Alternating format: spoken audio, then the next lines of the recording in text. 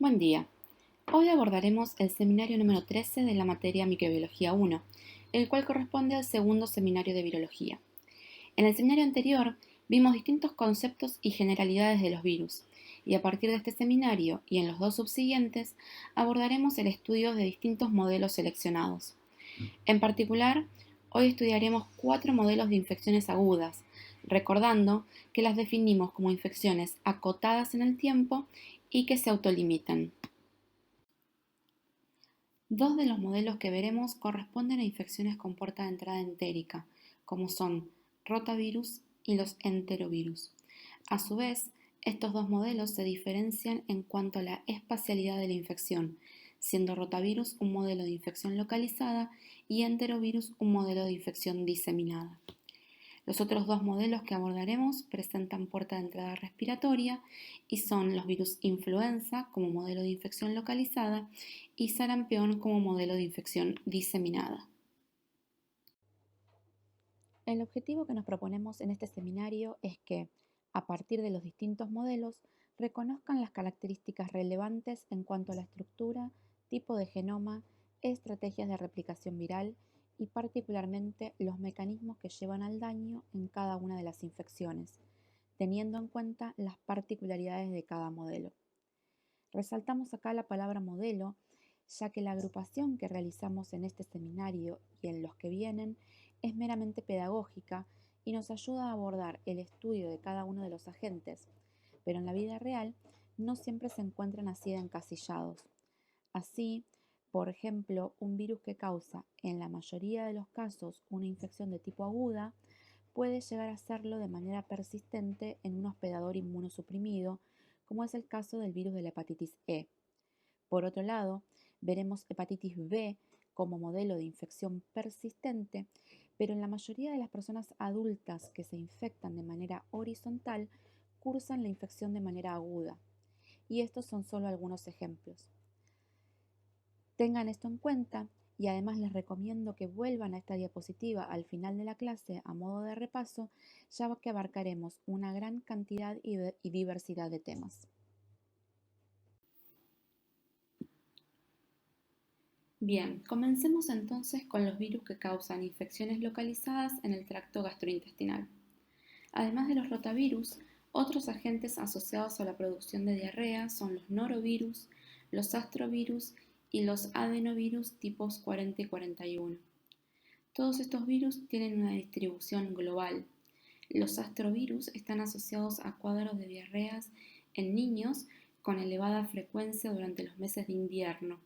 Por otro lado, los norovirus se asocian a cuadros de diarrea en todos los grupos etarios y están asociados a la ingesta de agua y alimentos contaminados, y los brotes ocurren generalmente en comunidades cerradas como geriátricos, escuelas, guarderías y cruceros. Si bien pertenecen a familias distintas, estos virus comparten ciertas características estructurales, como son el hecho de que son desnudos, poseen simetría icosaédrica y su genoma es de ARN, excepto en el caso de los adenovirus. También muestran en común el hecho que todos prefieren como célula blanca a los enterocitos. Sin embargo, cada uno de los virus muestra cierta preferencia por enterocitos con diferente grado de diferenciación. Así, rotavirus replica en enterocitos maduros, aquellos que encontramos en el ápice de las microvellosidades. Los norovirus replican preferentemente en enterocitos medios, mientras que los adenovirus replican en los enterocitos más basales. Esto conlleva a un concepto muy importante, que es la posibilidad de infecciones mixtas por más de un agente viral. A nivel orgánico, la transmisión es fecal-oral. La entrada ocurre a través de la orofaringe y el egreso a través de las heces. En todos los casos, se produce una elevadísima virucopria, es decir, elevada cantidad de partículas virales en heces. Esto, sumado al hecho que son virus desnudos y por lo tanto estables en el ambiente, trae aparejado implicancias tanto epidemiológicas, con una alta tasa de transmisión y una transmisión también duradera en el tiempo, y también profilácticas, apuntando a medidas de higiene y salubridad para contener los brotes. También tiene implicancias en el diagnóstico. Por ejemplo, ¿qué tipo de muestra utilizarían ustedes para hacer el diagnóstico y qué buscarían en esas muestras para llegar al objetivo?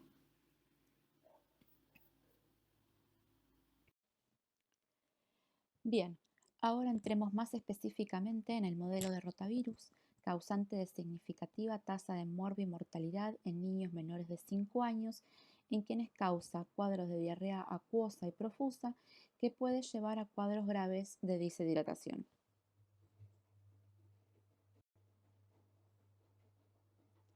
Rotavirus es un género dentro de la familia Reoviridae. Es un virus desnudo con una triple cápside proteica. La cápside más externa está formada por las proteínas BP4 y BP7, la cápside media formada por las proteínas BP6 y la más interna está formada por las proteínas BP1, BP3 y BP2. El hecho de ser desnudo y poseer una triple cápside proteica le otorga una alta estabilidad en el medio, resistencia a la desecación, al pH ácido y a los detergentes. En el interior de la cápside se encuentra el genoma, el cual consiste en 11 segmentos de ARN doble cadena. El genoma segmentado abre la posibilidad de eventos de reasociación, aportando a la considerable variabilidad y diversidad de los rotavirus. En cuanto a la diversidad, justamente, los rotavirus se dividen en 7 especies denominadas de la A a la G.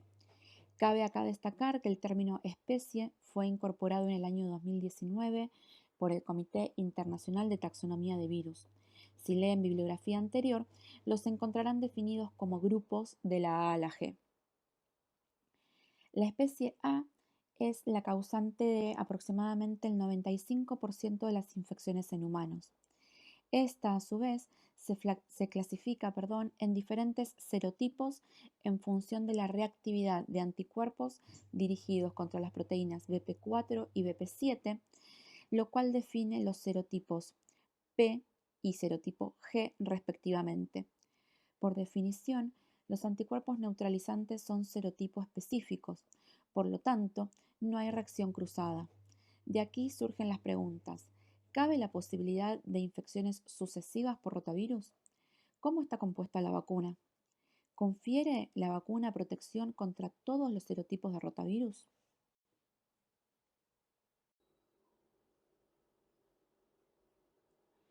En cuanto a la replicación, rotavirus se absorbe a los enterocitos maduros presentes en el ápice de las microvillosidades y entra, se propone, por endocitosis.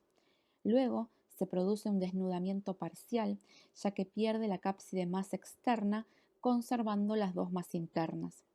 A partir de estas partículas de doble cápsides o DLPs, comienza la transcripción de los mensajeros virales y la traducción de proteínas. Las proteínas y los genomas neosintetizados se asocian en el citoplasma formando inclusiones citoplasmáticas electrón-densas denominadas viroplasmas. Estos viroplasmas son estructuras no membranosas constituidas por las proteínas NSP5 junto con BP2, NSP2 y constituyen verdaderas fábricas de producción viral que enlazan la replicación genómica, por un lado, con el empaquetamiento del ARN viral en intermediarios tempranos de la cápside.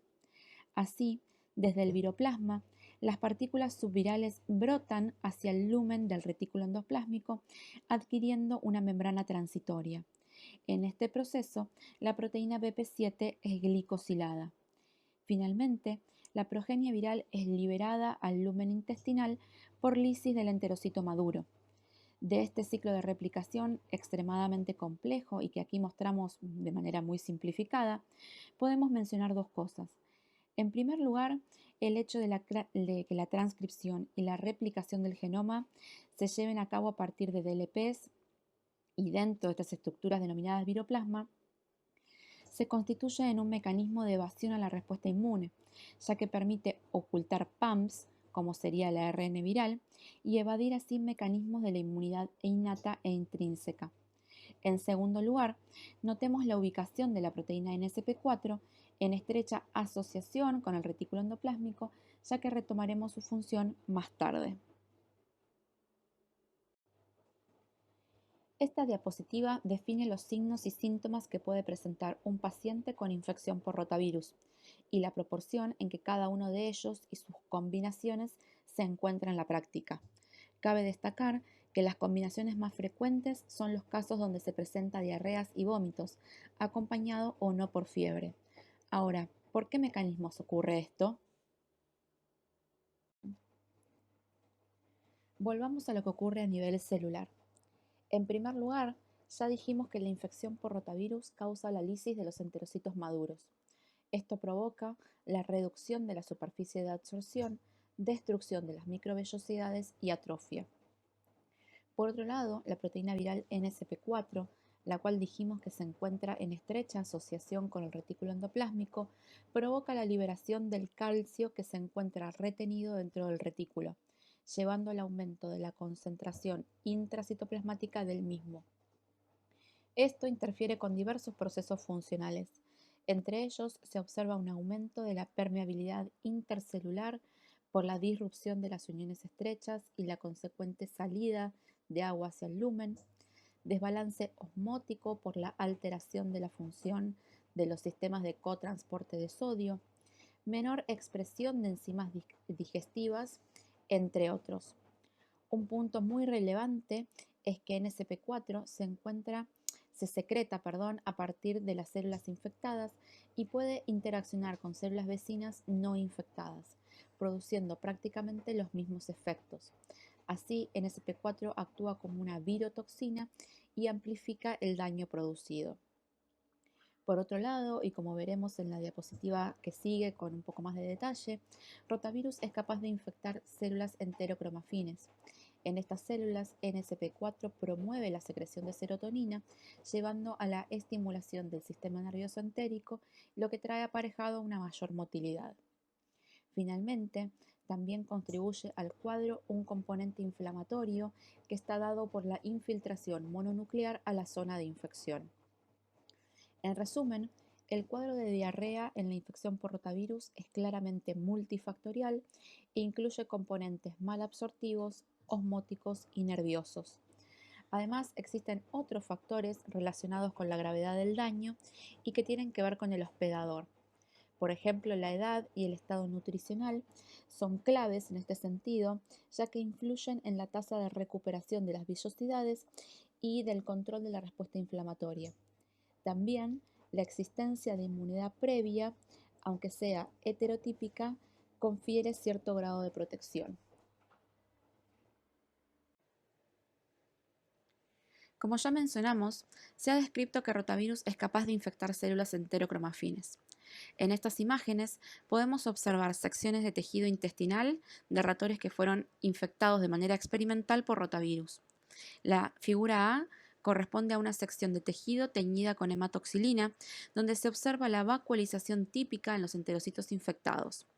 La figura B corresponde a una inmunomarcación que se realiza para poder visualizar las células enterocromafines de manera específica.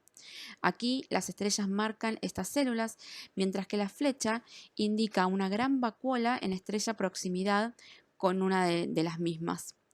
Las figuras C y D corresponden a inmunofluorescencias, donde se pueden observar en rojo antígenos de rotavirus y en verde la marcación correspondiente a la serotonina. Las flechas indican la colocalización de ambas marcas, lo que se observa en amarillo. Lo que se desprende de este experimento y también de otros trabajos es que la infección de las células enterocromafines por parte de rotavirus y la consiguiente síntesis de NSP4 promueve la secreción de serotonina, lo cual estimula la vía vagal, que induciría el reflejo emético mediante la señal transmitida al centro del vómito, ubicado en la formación reticular ascendente del bulbo raquídeo. Como ustedes saben, allí se origina la respuesta eferente conducida a través de las vías vegetativas y somáticas que dan lugar al vómito.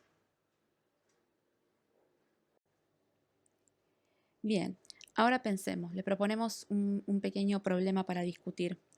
Si nos ubicamos en el contexto de la infección por rotavirus y si estudiamos la dinámica de la aparición de los distintos eventos que ocurren luego de la infección, podemos advertir que al cabo de 12 horas post-infección, La frecuencia de deposiciones acuosas es muy alta, aunque sin evidencia aún de virucopria. La virucopria, de hecho, se puede llegar a detectar entre las 24 y las 72 horas post-infección, coincidiendo con el acortamiento de las vellosidades y el infiltrado mononuclear de las mucosas. Entonces, para entender esto, primero les recomiendo que se construyan una línea de tiempo para tratar de entender cómo es la cinética de estos eventos y así poder responder. ¿Cómo se explica la temprana aparición de la diarrea, inclusive antes del daño tisular? Bueno, como discutimos a lo largo de las diapositivas, la existencia de una proteína viral que funciona como virotoxina NSP4 y que contribuye a través de distintos mecanismos a la diarrea acuosa, justifica la aparición de este tipo de evento antes inclusive de que exista el daño tisular. Ahora, ¿este daño que nosotros observamos en la mucosa involucra solo mecanismos directos? Claramente ya dijimos que sí, hay un componente directo que está mediado por la acción de esta virotoxina, pero también mencionamos en alguna de las diapositivas que hay un componente inflamatorio importante que también contribuye al daño, con lo cual el mecanismo no es solo directo, sino también mediado a través de mecanismos indirectos. Y para finalizar, si la infección se debe a rotavirus A, ¿puede haber futuras diarreas por dicho grupo A? En primer lugar, vamos a recordar que a partir del año pasado ya los rotavirus no se dividen en grupos, como dijimos en la primera diapositiva o una del comienzo, sino que ahora hablamos de especies, ¿sí?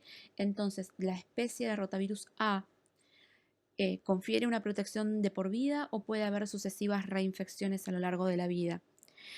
Bien, como ya dijimos, la especie de rotavirus A es la causante del mayor número de infecciones, ¿sí? Y dentro de esta especie, a su vez, podemos encontrar distintos serotipos, ¿sí? Recuerden el serotipo G y el serotipo P, lo que construyen distintas combinaciones de serotipos y que justifican a su vez las distintas reinfecciones que se dan a lo largo de la infancia y también la edad adulta. También les recomiendo aquí que investiguen cómo están compuestas las vacunas para rotavirus. Actualmente hay licenciadas 2 vacunas para rotavirus, con lo cual les recomiendo que investiguen cómo son esas vacunas y contra qué serotipos proveen protección, si es contra todos los serotipos del grupo A, de la especie A, o contra algunos de ellos nada más. ¿Y qué implicancia tiene esto en las reinfecciones a nivel individual y también en la dinámica en la diversidad viral a nivel poblacional? Y también acá cabe resaltar la acción o el rol, mejor dicho, de la proteína BP6, que dijimos que era la proteína más abundante en la partícula viral, la que forma la cápside intermedia del virión y que justamente es la que se utiliza para segregar entre especies, con lo cual dentro de una especie BP6 está altamente conservada. Y siendo BP6 una proteína muy inmunogénica, sobre todo en contenido de epitopes T, ¿qué rol podría jugar una inmunidad cruzada del tipo celular en la protección contra serotipos del mismo grupo? Así que les dejo abiertas estas inquietudes y pasamos ahora sí al siguiente modelo. Pasemos ahora al modelo enterovirus. Los enterovirus son causa de significativa mortalidad y morbilidad en todo el mundo. Son virus ubicuos distribuidos globalmente y el hombre es el único reservorio conocido. Si bien la mayoría de sus infecciones son asintomáticas, se asocian al desarrollo de enfermedades graves como son la meningitis aséptica, encefalitis, miopatías, cardiopatías y enfermedad paralítica. El 70% de los casos ocurre en verano, siendo esto un componente estacional en la infección por los enterovirus, y el 80% de las primoinfecciones ocurre en niños menores de 5 años. Los enterovirus son un género perteneciente a la familia Picornaviridae, que, como su nombre lo indica, son virus pequeños y con genoma ARN. Engloba más de 90 serotipos que se los puede agrupar en virus polio y enterovirus no polio. Y en términos de respuesta inmune, es importante destacar y que recordemos que la respuesta humoral es serotipo específica. Aquí tenemos que nombrar también al virus de la hepatitis A, perteneciente a la familia Picornaviridae también, y al virus de la hepatitis E, el cual pertenece a otra familia taxonómica, y los cuales representan virus que denominamos cuasi envueltos, ya que en circulación se los encuentra dentro de exosomas. Se cree que esto puede constituir o que constituiría un mecanismo de evasión a anticuerpos neutralizantes. Cabe también aquí hacer énfasis en que los enterovirus, o mejor dicho, enterovirus, no es sinónimo de virus entéricos o productores de diarrea. Si bien la vía de transmisión es fecal-oral, los enterovirus raramente producen cuadros diarreicos. En cuanto a su estructura, son virus desnudos y pequeños con una única copia genómica consistente en una molécula de ARN simple cadena polaridad positiva. En el genoma se encuentra un único marco abierto de lectura que codifica para una poliproteína que es clivada post-traduccionalmente en cada uno de sus elementos. Si en el laboratorio nosotros somos capaces de purificar el genoma de los enterovirus, liberarlo de toda cubierta proteica e inocularlo dentro de una célula permisiva, al cabo de un tiempo tendremos producción de progenie. Por esto es que decimos que el genoma de los picornavirus es infeccioso per se.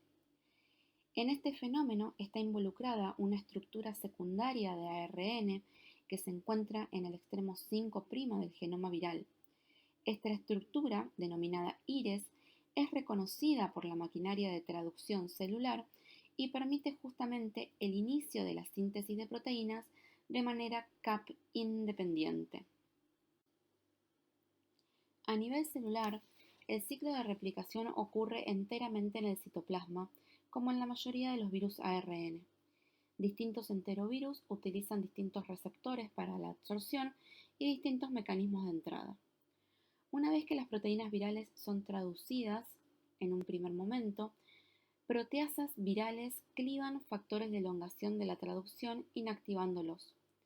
Estos factores de elongación son esenciales para la elongación de las nuevas proteínas en procesos de traducción CAP dependientes, como son la traducción de proteínas celulares, pero no en aquellos procesos CAP independientes, como es la traducción de las proteínas virales.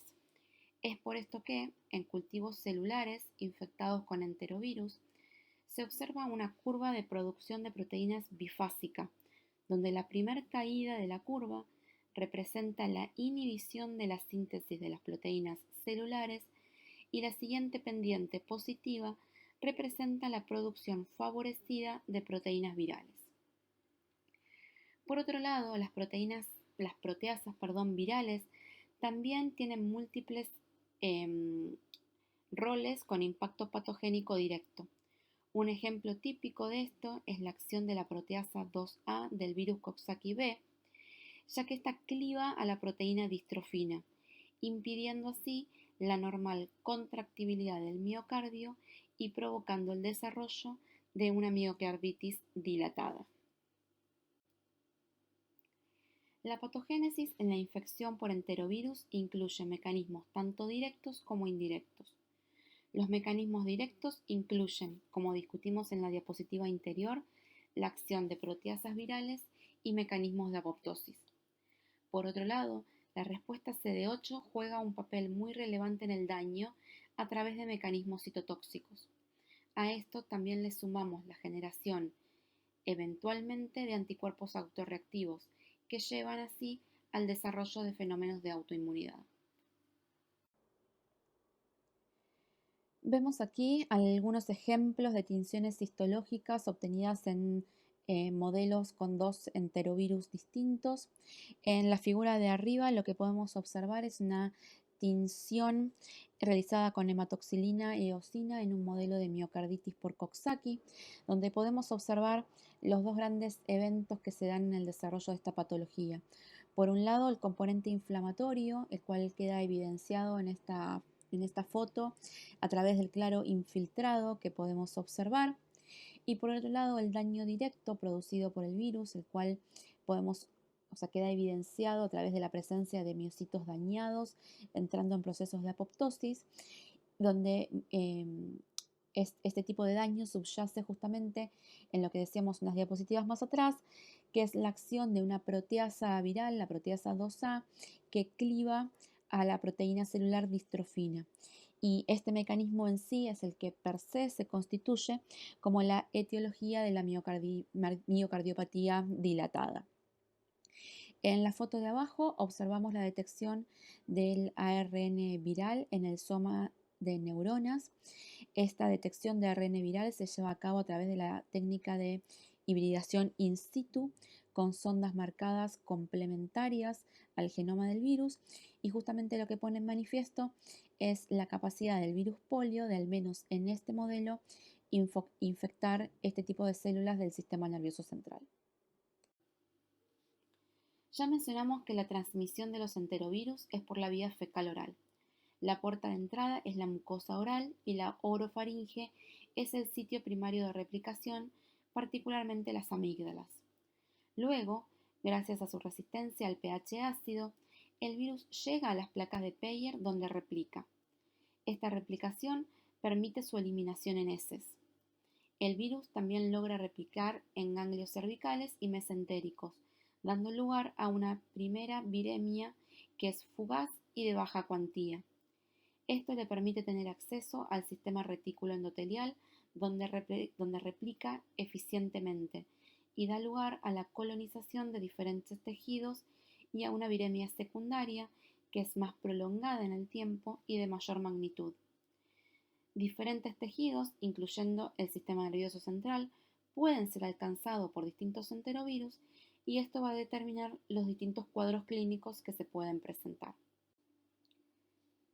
Como vemos en esta diapositiva, un mismo enterovirus puede asociarse con distintos síndromes y un mismo síndrome puede asociarse a distintos enterovirus. Sin embargo, hay asociaciones muy fuertes como son la conjuntivitis hemorrágica y la herpangina, por ejemplo, causadas por Coxsackie-A. Otro ejemplo también de asociación muy fuerte es la miocarditis y Coxsackie-B. Sin embargo, a priori no se puede descartar la infección por otro enterovirus distinto. Lo mismo ocurre o algo similar con la enfermedad paralítica, donde la asociación más fuerte es con el virus polio, pero también se han reportado casos por Coxsackie-A, Coxsackie-B y ecovirus. En este contexto también es importante resaltar que aparte de los enterovirus hay otros virus que pueden infectar el sistema nervioso central, que no los vamos a estar viendo en los seminarios, y que algunos de ellos pueden causar cuadros de meningitis, como por ejemplo el virus West Nile, o cuadros de encefalitis, como el virus de la rabia. Aquí se muestran algunas fotografías con algunas de las manifestaciones típicas causadas por distintos enterovirus, como son la conjuntivitis hemorrágica por el enterovirus 70, las lesiones típicas en la enfermedad pie, mano, boca, causada en este caso por Coxsackie-A, y niños con distintas lesiones permanentes, particularmente en los miembros inferiores, luego de haber sufrido la enfermedad paralítica por el virus polio. En relación al virus polio, justamente, saben que a nivel mundial existen solo 3 países con circulación de virus salvaje. Y esto se fue dando gracias a la existencia de 2 vacunas antipolio muy efectivas y que se aplican de manera sistemática desde ya hace varias décadas. Gracias a esto es que hace varios años se emprendió un trabajo tendiente a alcanzar la erradicación del virus polio a nivel global, tal como se hizo con el virus de la viruela. Una primera estrategia para alcanzar este objetivo comprendió la eliminación de uno de los serotipos vacunales de la vacuna Sabin, particularmente el serotipo 2, con lo cual esta vacuna pasó a ser una vacuna atenuada, como venía siendo antes, pero bivalente en vez de trivalente. Sin embargo, después de realizar un estudio poblacional, se observó que el serotipo vacunal 2 persistió circulando a pesar de haber sido eliminado de la vacuna, constituyéndose en un problema de salud pública. Y este problema, particularmente en Argentina, condujo al uso de la vacuna trivalente inactivada de Salk. Y con esto, con esta modificación en el esquema vacunal, les recomiendo que revisen el calendario de vacunación nacional obligatorio, ¿sí? Y revisen cuáles fueran las actualizaciones en este y otros sentidos. Ejercitemos ahora algunos de los conceptos discutidos hasta el momento. Entonces, en el primer punto nos plantean que, considerando su estabilidad en el medio ambiente y su vía de entrada, es esperable que los enterovirus sean desnudos. Bueno, claramente los enterovirus son virus desnudos y gracias a esta propiedad poseen una elevada estabilidad en el ambiente y también una gran resistencia a las condiciones adversas impuestas por el tracto gastrointestinal. En segundo lugar, los genomas ARN de simple cadena polaridad positiva son siempre infecciosos. Vimos que en el caso de los enterovirus esto es cierto. Si estos virus poseen un genoma RNA simple cadena polaridad positiva que es infeccioso per se, gracias a la estructura IRES en el extremo 5'. Pero ¿esto aplica a todos los virus que tienen este tipo de genoma? La respuesta es no, y tenemos que pensar en los retrovirus como un contraejemplo de esto. En tercer lugar, para ser infectivos, los enterovirus deben contener la polimerasa asociada al genoma. Nuevamente ya discutimos que el genoma de los enterovirus es infeccioso per se y no necesita la preexistencia de una polimerasa estructural dentro de su virión. Y por último, siendo virus ARN, no presentan diversidad y variabilidad. Claramente esto es falso.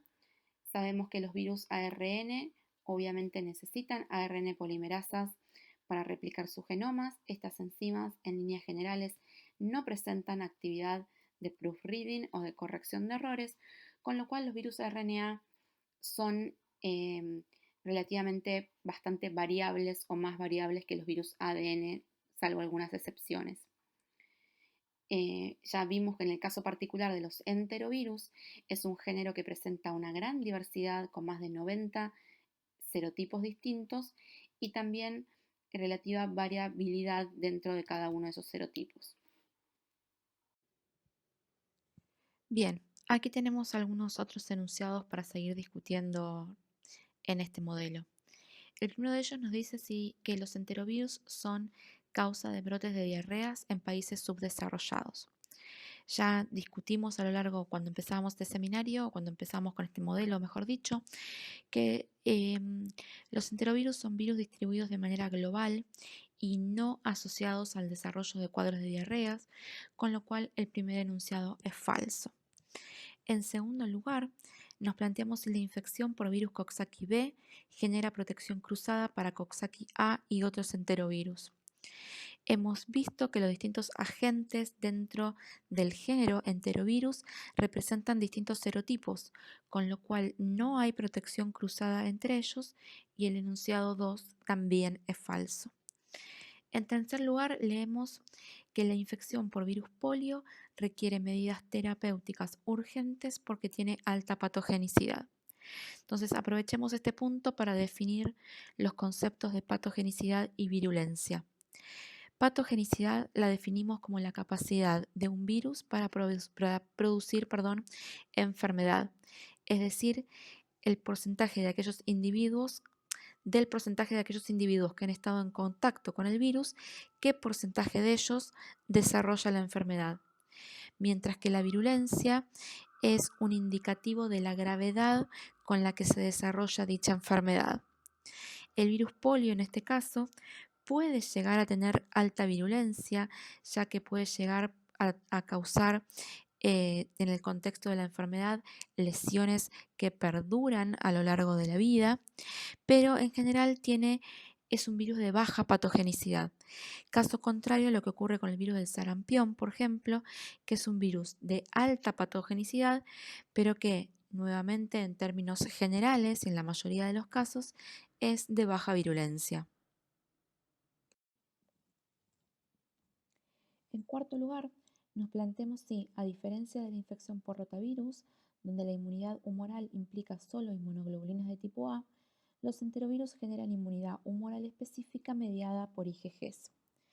Acá tenemos que tener bien en claro el concepto de que más allá de que un virus produzca una infección de tipo localizada o diseminada, la respuesta inmune sistémica se va a montar de igual manera en los dos tipos de infecciones, con lo cual, en el caso de rotavirus, por más que sea una infección de tipo localizada, se va a disparar el desarrollo de una respuesta inmune sistémica que va a incluir, obviamente, una respuesta adaptativa, tanto celular como humoral, y dentro de esta última se producirán todos los isotipos de inmunoglobulinas que corresponden. Obviamente, en el modelo de rotavirus, la IgA tendrá un rol central como componente fundamental de lo que es la inmunidad asociada a mucosas, pero también se producirá IgGs. Y lo mismo ocurre en el caso de los enterovirus, con lo cual el enunciado es falso. Por último, nos planteamos si solo los enterovirus poseen la estructura IRES en su ARN genómico.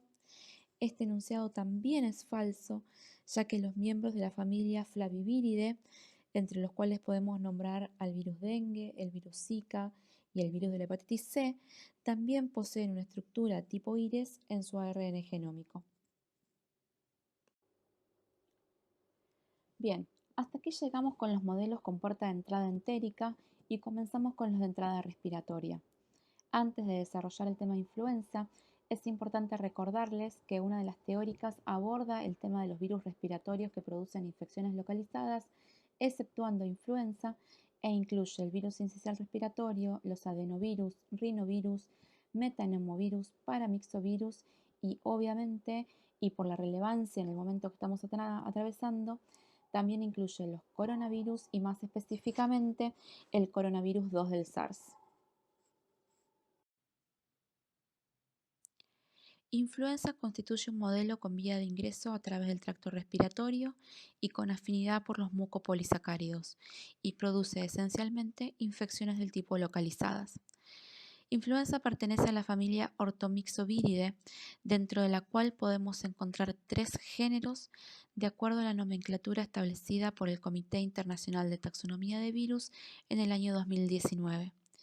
El género Alpha Influenza Virus, que incluye a la especie Virus Influenza A, el género Beta Influenza Virus, que incluye a la especie Virus Influenza B, y el género Gamma Influenza Virus, que incluye a la especie Virus Influenza C.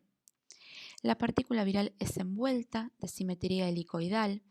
En la envoltura podemos encontrar a las proteínas hemaglutinina, a la proteína neuraminidasa y a la proteína M2, la cual es un canal iónico. El genoma de las especies de virus de influenza A y B consiste en 8 segmentos de ARN simple cadena de polaridad negativa que pueden codificar hasta 16 proteínas virales, mientras que la especie influenza C, el genoma de la especie influenza C, consiste en 7 segmentos genómicos. El ARN de cada segmento se encuentra asociado a la proteína NP y a un complejo compuesto por las proteínas PB1, PB2 y PA que constituyen a las polimerasas virales. La especie de virus influenza A, la cual es la especie que está distribuida globalmente, digamos, y que es la que causa el mayor número de infecciones a nivel mundial, se puede subclasificar en función del subtipo de hemaglutinina, de la cual hasta ahora se han descrito 16 variantes, y también del subtipo de neuroaminidasa, de la cual hasta ahora se han descrito 9 variantes. Así, uno de los virus que circula actualmente es el virus influenza A H1N1, que se introdujo en la población durante la pandemia del año 2009. Junto con este, cocirculan en el mundo el virus influenza A H3N2 y el virus influenza B. Cabe destacar que la infección por uno de estos 3 virus influenza no confiere protección cruzada frente a una subsiguiente infección por alguno de los otros 2, aún durante la misma temporada epidémica, y de ahí la necesidad de vacunas polivalentes. Influenza replica en células epiteliales del tracto respiratorio. La absorción ocurre a través de la unión de la hemaglutinina con residuos de ácido siálico presentes en el cáliz celular. La entrada ocurre a través del mecanismo de endocitosis. Si hacemos un poco de zoom en este mecanismo, se observa que en el proceso natural de maduración del endosoma, este empieza a acidificarse, es decir, que se acumulan protones en su interior. En este contexto de una partícula viral dentro de un endosoma acidificado, el canal M2 bombea protones al interior de la partícula viral, provocando también su acidificación. Esto lleva a un cambio conformacional en la hemaglutinina que hace que se exponga un dominio fusogénico en esta proteína y se catalice la unión de la membrana del endosoma con la envoltura del virus, que es lo que observamos en la figura. De esta manera, los segmentos genómicos son liberados al citoplasma y transportados hacia el núcleo, un fenómeno infrecuente en los virus con genoma ARN. De hecho, este transporte es un mecanismo activo y específico e implica la interacción entre proteínas celulares y proteínas del virus influenza. Luego, ocurren la transcripción y traducción de las proteínas virales, la replicación del genoma, el ensamblado de los componentes y la brotación de la progenie viral a partir de la célula infectada. Vamos a recalcar el rol de la neuroaminidasa en este proceso. Recordemos que las neuroaminidasas son sialidasas, es decir, enzimas que clivan ácido siálico. Por lo tanto, la neuroaminidasa en la envoltura del virus juega un rol central en la invasión del tejido, por un lado, pero también, desde su expresión en células infectadas, en la liberación de los viriones de la propia célula infectada y posiblemente también en su transmisibilidad. En el cuadro que vemos en la esquina superior derecha, observamos lo rápido que el virus influenza replica. Si pensamos en términos de respuesta inmune, en esta ventana de tiempo nos encontramos en presencia principalmente de la respuesta innata, es decir, interferones de tipo 1, otras citoquinas y células NK, mientras que la respuesta adaptativa, tanto celular como humoral, aparecerá de 7 a 10 días después. Bien, ¿por qué hicimos énfasis en el rol de las proteínas M2 y de la neuroaminidasa? Porque justamente son blanco de acción de diferentes antivirales. La amantadina actúa sobre el canal M2 manteniéndolo en su conformación cerrada. Así, en presencia de este inhibidor, las partículas virales son retenidas dentro de los endosomas y son posteriormente degradadas. Este antiviral está actualmente en desuso por problemas relacionados a fenómenos de resistencia. Por otro lado, las drogas oseltamivir y zanamivir inhiben la acción de la neuroaminidasa, impidiendo la liberación de la progenie viral a partir de las células infectadas. A nivel orgánico, las vías de entrada y salida es a través del tracto respiratorio. Los cuadros clínicos pueden ir de leves a graves y pueden incluir faringitis, laringotraqueobronquitis, bronquiolitis, bronquitis y neumonías. Aquí observamos imágenes obtenidas a través de la técnica de microscopía electrónica de barrido, donde observamos en el recuadro A el epitelio respiratorio sano, mientras que en B y en C vemos cómo las cilias de las células del epitelio pseudoestratificado se acortan y se atrofian luego de la infección por influenza. ¿Cuáles son los mecanismos de daño en la infección por influenza? Para ejemplificar esto, vamos a utilizar un modelo extremo que es lo que ocurre en el síndrome de distrés respiratorio agudo. En el cuadrante superior derecho vemos esquematizado un alveolo sano, donde el lumen está libre de líquido, vemos los neumocitos en contacto con las células endoteliales y el intercambio gaseoso ocurre de manera óptima. Si nos movemos en el sentido de las agujas del reloj, vemos que en una primera instancia la infección por influenza induce la muerte de las células epiteliales, lo que resulta en la filtración de fluido rico en proteínas hacia el lumen alveolar. La infección induce la producción de citoquinas inflamatorias por parte de las células epiteliales y endoteliales y además una mayor expresión de selectinas en las células endoteliales. Esto trae aparejado la extravasación de neutrófilos, las primeras células reclutadas al pulmón durante la infección.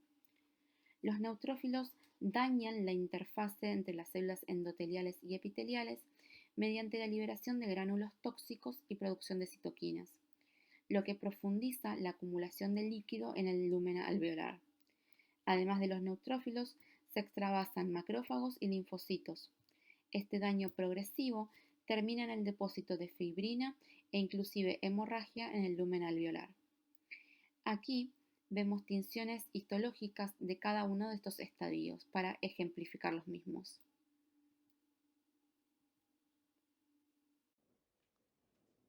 Una de las complicaciones más frecuentes en la infección por influenza no es la infección por este virus en sí, sino las neumonías bacterianas secundarias. Este fenómeno se da por distintos mecanismos. En primer lugar, existe un grave daño del tejido respiratorio y, por lo tanto, una grave afectación de su funcionalidad, incluyendo el barrido mucociliar y la integridad intercelular. Por otro lado, el clivaje de ácido siálico deja expuestos receptores bacterianos que, de otra manera, estarían tapados por el glucocálix celular, favoreciendo así la adherencia bacteriana. En tercer lugar, existe además una disminución en la inmunidad local. Hay una menor producción de betadefensinas, apoptosis de macrófagos, inhibición de la producción y de la acción de interferones de tipo 1. Todo esto en conjunto favorece la invasión del tejido por parte de bacterias y también otros virus, aumentando la probabilidad del desarrollo de cuadros graves de neumonías, particularmente en adultos mayores o individuos con otras comorbilidades. Como ya sabemos, influenza es un virus extremadamente variable. Los mecanismos a través de los cuales puede variar los podemos dividir en cambios menores o drift genético o cambios mayores o shift genético. Los cambios menores representan cambios puntuales en el genoma viral. Estos cambios se acumulan a lo largo del genoma como consecuencia de errores introducidos por la polimerasa viral durante el proceso de replicación del genoma, ya que, como sabemos, las ARN polimerasas no poseen actividad proofreading.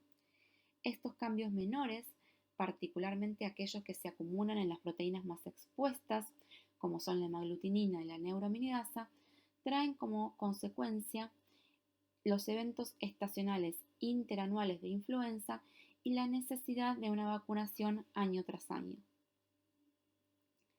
Para entender los cambios mayores, primero debemos tener en cuenta que el virus influenza circula en hospedadores no humanos como son aves salvajes, aves domésticas y también en cerdos.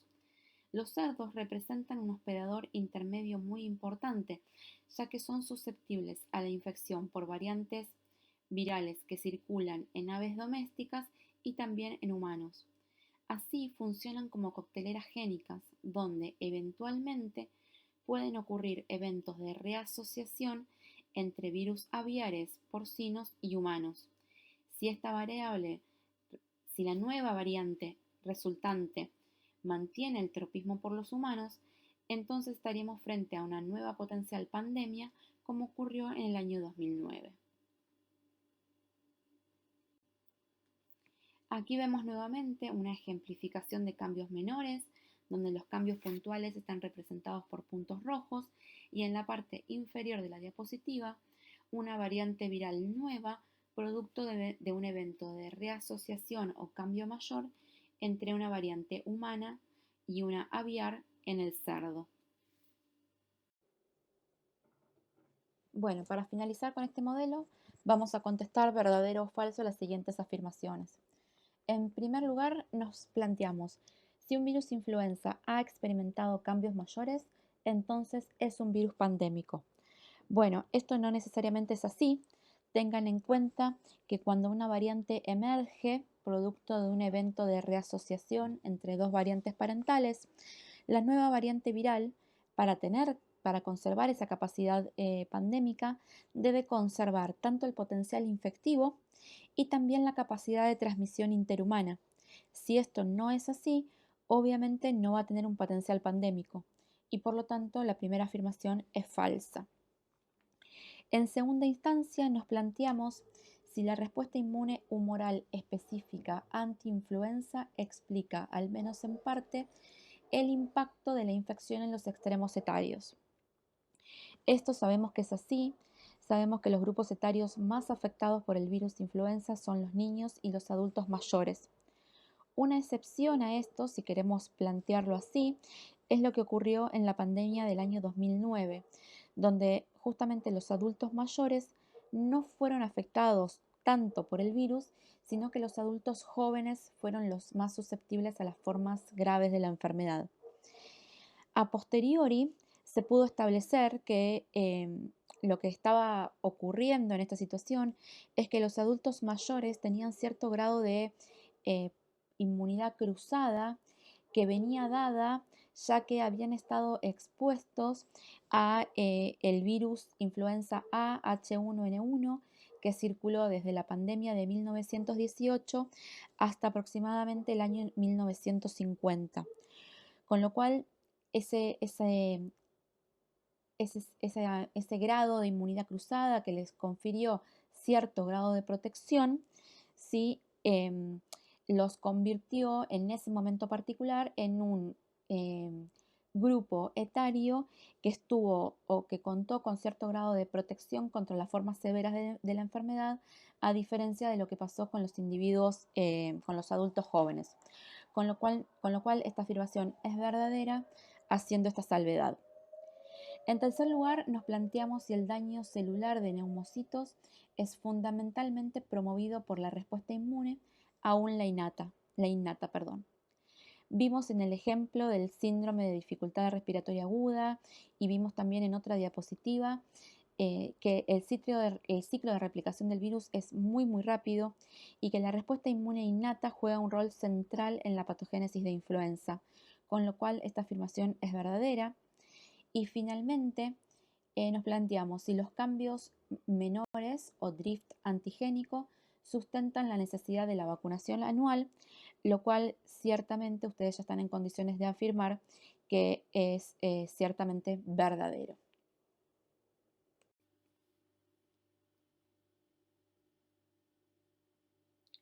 Finalmente abordaremos el último modelo de hoy. Sarampión es justamente un modelo que durante los últimos años ha tomado especial relevancia en salud pública. Es un caso paradójico ya que tenemos una vacuna que es muy efectiva y muy segura para la infección, sin embargo el número de infectados está creciendo en muchos países. En Argentina particularmente ya habíamos sido declarados país libre de circulación endémica de sarampión en el año 2000. Sin embargo, en el año 2017 se reportaron 17 casos, en el 2018 14, en el 2019 95 y fueron reportados 50 casos hasta febrero del 2020. Más aún, este año, en el 2020, se produjo la primera muerte de sarampión después de 22 años. Por lo tanto, es un tema que recobró relevancia, es sujeto de constante vigilancia epidemiológica y se ha puesto especial énfasis en el cumplimiento del calendario de vacunación. ¿Es el sarampión el único virus respiratorio que, tras producir una infección diseminada, puede producir exantemas? La respuesta es claramente que no, y vamos a ver ejemplos en la diapositiva siguiente. Aquí vemos distintos ejemplos de virus con puerta de entrada respiratoria y que causan infecciones de tipo diseminada. Sarampión, junto a rubiola, parvovirus B19, el causante de la quinta enfermedad o eritema infeccioso, y el herpesvirus humano 6, causante de la sexta enfermedad o exantema súbito, son causantes de exantemas maculopapulares. A estos le tenemos que agregar el virus varicela zoster, perteneciente a la familia Herpesviridae, que causa una infección diseminada caracterizada por la presencia de vesículas en la piel. Vemos también aquí el caso de hantavirus y virus junín, ambos endémicos en ciertas zonas de Argentina. Hantavirus puede llevar al desarrollo del síndrome pulmonar por hanta, mientras que el virus junín, endémico en la región pampeana y para la cual existe una vacuna disponible para la población en riesgo, puede llevar al desarrollo de la fiebre hemorrágica argentina. Retomando ahora sarampión particularmente, este virus pertenece a la familia Paramyxoviridae. Dentro de esta familia encontramos varios miembros relevantes para la salud humana, como son el virus sincicial respiratorio, los metaneumovirus y los virus para influenza. Sarampión es un virus envuelto con un único segmento genómico de ARN simple cadena polaridad negativa. En la membrana se encuentra la proteína H con actividad de hemaglutinina y la proteína F, la cual es fusogénica e hidrofóbica.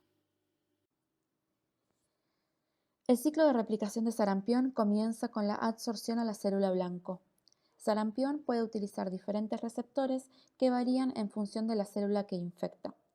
La entrada se produce por fusión de membranas, la replicación es exclusivamente citoplasmática y la salida se produce por brotación. En cuanto a los receptores, la cepa vacunal de sarampión, que es una cepa atenuada del virus, utiliza la molécula CD46 como receptor. Por otro lado, la cepa salvaje utiliza la molécula CD150 o SLAM para infectar diversas células de estirpe inmune, ya que se expresan en varios tipos de ellas. Además, puede utilizar la molécula nectina 4, también denominada PBRL4, y que se expresa en la cara basolateral de células epiteliales. En el gráfico superior observamos la cinética de eventos que ocurren desde el ingreso del virus a través del tracto respiratorio, luego la replicación en órganos linfáticos locales, diseminación hemática hacia otros tejidos como son el vaso, el tejido linfático, pulmones, timo, hígado y piel. En el gráfico inferior podemos observar que las manifestaciones clínicas comienzan entre 10 a 14 días luego de la infección y que incluyen los síntomas prodrómicos fiebre, triple catarro, es decir, nasal, conjuntival y bronquial, la aparición de las manchas de Koplik, que son manchas blanquecinas en la mucosa oral, y finalmente el típico exantema maculopapular en la piel que dura entre 3 a 5 días. Aquí vemos el desarrollo de la respuesta inmune luego de la infección por sarampión. La aparición de células TCD4 y TCD8 específicas son coincidentes con la aparición del exantema. De hecho, esta es consecuencia de la infiltración y posterior acción antiviral de los linfocitos específicos hacia los sitios de replicación viral. En cuanto a la respuesta humoral, inicialmente y junto con los síntomas se detecta IgM específica en suero y más tardíamente anticuerpos IgG cuya expresión se sostiene durante años y confiere protección de por vida frente a las reinfecciones. Finalmente, destacamos que en concomitancia con el desarrollo de los síntomas se produce un estado de inmunosupresión transitoria caracterizado por la disminución de linfocitos T y B de memoria circulantes, aumento de linfocitos transicionales, los cuales tienen una capacidad proliferativa reducida, y un aumento de linfocitos T regulatorios. Este estadio de inmunosupresión perdura por algunas semanas, inclusive luego de que la infección se resolvió.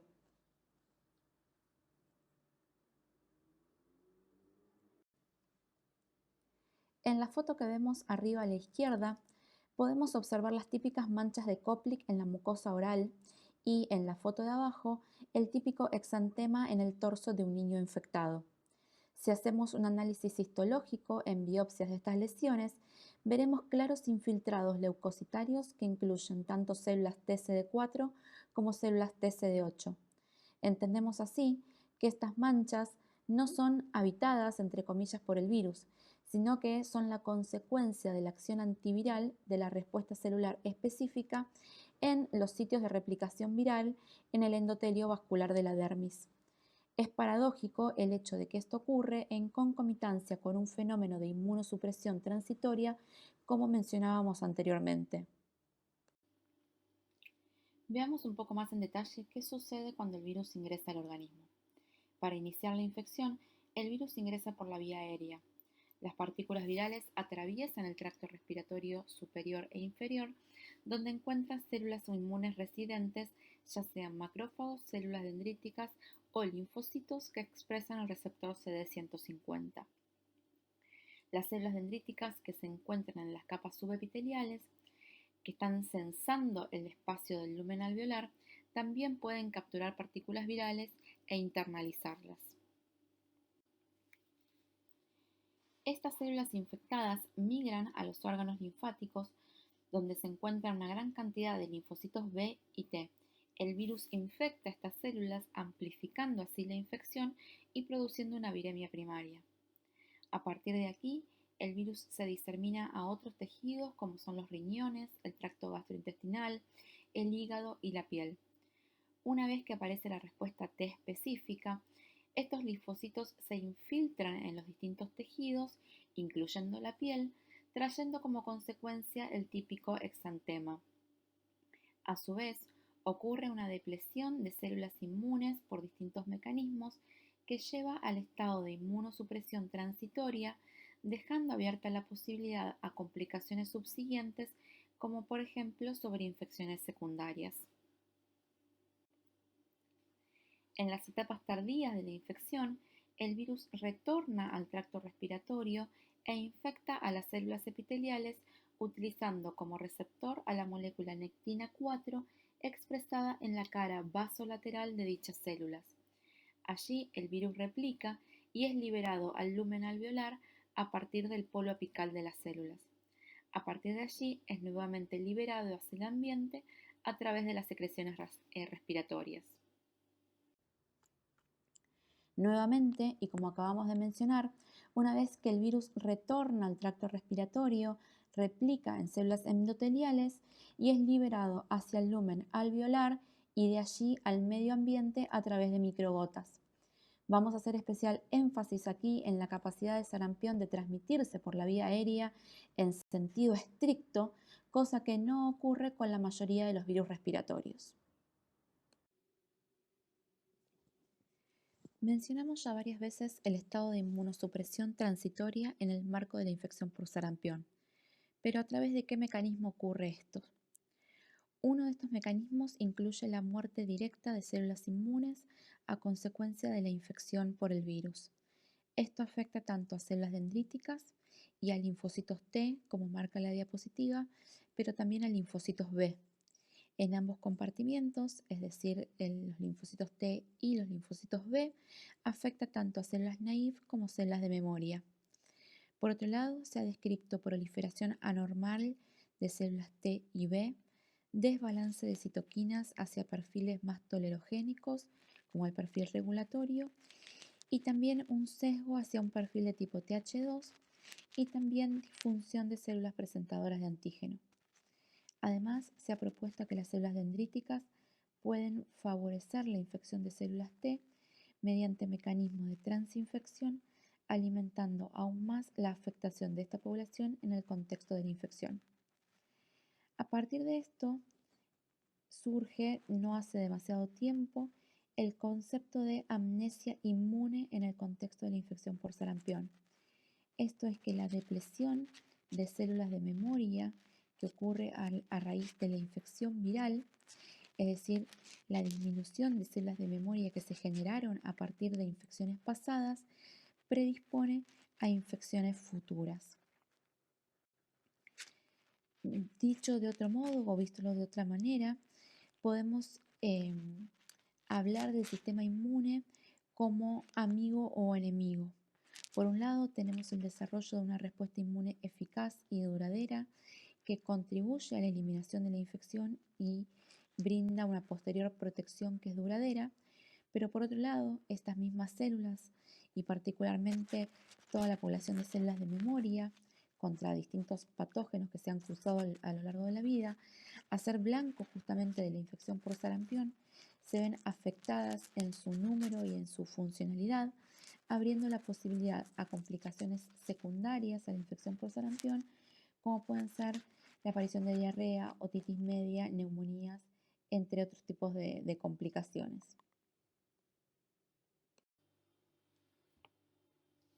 Para terminar, si bien sarampión cursa de manera aguda y sin complicaciones en la mayoría de los casos, existen ciertas complicaciones relacionadas a la invasión del sistema nervioso central y o a la persistencia viral. En primer lugar, Un hallazgo posible es la encefalomielitis aguda diseminada o ADEM, que en realidad está relacionada a eventos de desmielinización producto de fenómenos de autoinmunidad. Por otro lado, la encefalitis con cuerpos de inclusión es una complicación que se observa en hospedadores inmunosuprimidos y donde se ha evidenciado la presencia de virus en el sistema nervioso central. Finalmente, la panencefalitis esclerosante subaguda, donde también se ha encontrado virus en el sistema nervioso central y este virus que reside allí se ha asociado justamente a la imposibilidad de limitar la infección aguda y a que el virus ha ganado la capacidad de persistir en el organismo. Su curso es lento, progresivo y de desenlace fatal y se ha asociado a la ocurrencia de la primoinfección antes de los 2 años de edad. Bien, para terminar, repasemos algunos de los conceptos vistos a lo largo de este último modelo.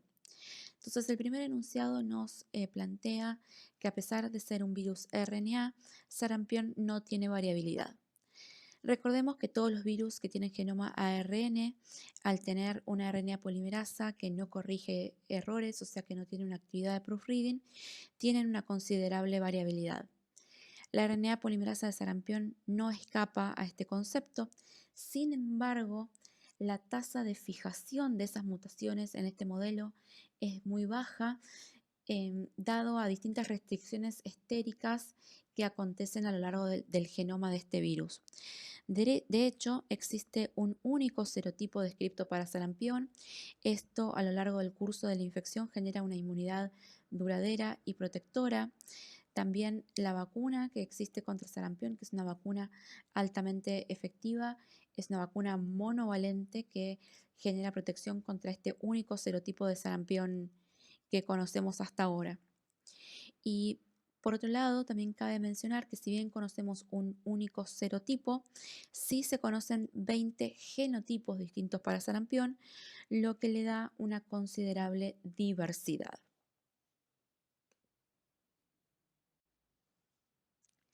En segunda instancia, el enunciado nos plantea que por disponer de una hemaglutinina, los virus influenza y sarampión pueden producir sincicios. Bien, primero recordemos qué es un sincicio. ¿Sí? Un sincicio es una célula multinucleada producto de la fusión de dos o más células. En segundo lugar, recordemos dónde están los dominios de fusión en la membrana de los distintos modelos. En influenza, este dominio se encuentra dentro de la proteína hemaglutinina y se activa solo una vez que el virus se encuentra dentro del endosoma y que ese endosoma se acidifica. En el caso del sarampión, la proteína F es la que cataliza la fusión entre la envoltura del virus y la membrana de la célula y no necesita de una activación previa. Por lo tanto, la proteína F de sarampión, y lo podemos hacer extensivo a las proteínas F de todos los paramyxovirus, se encuentra siempre disponible en la membrana de las células infectadas para interaccionar con otra célula vecina no infectada y catalizar la fusión de las membranas entre ambas células y llevar a la formación de los incisios. Esto no es así en el modelo de influenza, por lo que ya discutimos anteriormente, y con lo cual el enunciado es falso. En tercer lugar, nos dicen que solo aquellos virus respiratorios que se diseminan por la vía hemática pueden producir exantemas. Vimos en el contexto del seminario que hay varios virus que ingresan por la vía respiratoria y que pueden producir exantemas. Un caso particular es el virus varicela zoster, perteneciente a la familia Herpesviridae, que ingresa por la vía respiratoria, disemina durante la primoinfección por la vía hemática y produce un exantema de tipo vesicular. Luego hace latencia, ¿sí? Modelo que veremos en el seminario que viene, y luego de la reactivación de esta latencia, disemina ahora sí por vía neural para dar un exantema localizado, o sea, el exantema localizado denominado zoster. Además, tenemos que recordar que hay otros modelos que ingresan por distintas vías, que además de la vía respiratoria, que también pueden dar exantemas, y algunos de esos modelos tienen que ver con el virus dengue, virus Zika, hepatitis B, entre otros. Bien, el cuarto enunciado nos dice que al igual que el virus rubiola, parvovirus B19 y varicela zoster, las lesiones por virus sarampión son habitadas. Ya vimos en el seminario que el exantema característico de la infección por el virus sarampión está causado por mecanismos relacionados con la respuesta inmune específica que se monta frente al virus sarampión y no son lesiones habitadas, ¿sí? Lo mismo que ocurre con el virus rubiola y parvovirus B19, mientras que en cambio el contraejemplo aquí sí es el virus varicela zoster, donde ese exantema vesicular característico sí podemos encontrar altos títulos de virus infectivo dentro de las vesículas. Finalmente tenemos aquí un ejercicio para unir con flechas las filas de una columna con las filas de la otra columna, ¿sí? Y para empezar podemos decir que cuando hablamos de virus con genomas ARN segmentado, claramente en el seminario de hoy vimos los modelos de rotavirus e influenza. Virus que pueden infectar células epiteliales. Bueno, básicamente estos cuatro no modelos mencionados pueden infectar células epiteliales, particularmente sarampión en las etapas tardías de la infección. Modelos con infección o que puedan infectar linfocitos y macrófagos. El primero de ellos, que lo discutimos bastante, es el modelo de sarampión, donde sí puede infectar distintas células del estirpe inmune, pero también se ha descrito que algunos enterovirus, como el enterovirus 71, puede infectar también linfocitos y monocitos, con lo cual también podría aplicar en este caso. Y modelos de infección diseminada, vimos en el seminario de hoy a los enterovirus y el modelo de sarampión. Bien, con esto terminamos el seminario de hoy. Les recomiendo que hagan las actividades de autoevaluación y las trivias correspondientes y les dejo un saludo.